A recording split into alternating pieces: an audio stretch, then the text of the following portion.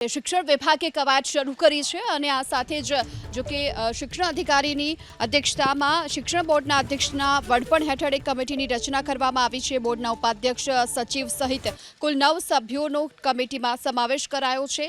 શાળાઓની કચેરીના નિયામક બોટાદ કચ્છ જિલ્લા શિક્ષણ અધિકારીનો સમાવેશ કરાયો છે। શિક્ષણવિદ મનુભાઈ પાવરાનો સમિતિમાં સમાવેશ કરાયો છે અને 3 મહિનામાં આ કમિટી સરકારને એક રિપોર્ટ સોંપશે।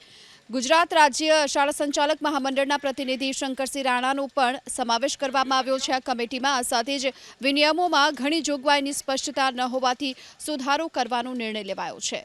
શિક્ષણ વિભાગે કવાયત શરૂ કરી છે અને આ સાથે જ જો કે શિક્ષણ અધિકારીની અધ્યક્ષતામાં શિક્ષણ બોર્ડના અધ્યક્ષના વડપણ હેઠળ એક કમિટીની રચના કરવામાં આવી છે। બોર્ડના ઉપાધ્યક્ષ સચિવ સહિત કુલ 9 સભ્યોનો કમિટીમાં સમાવેશ કરાયો છે।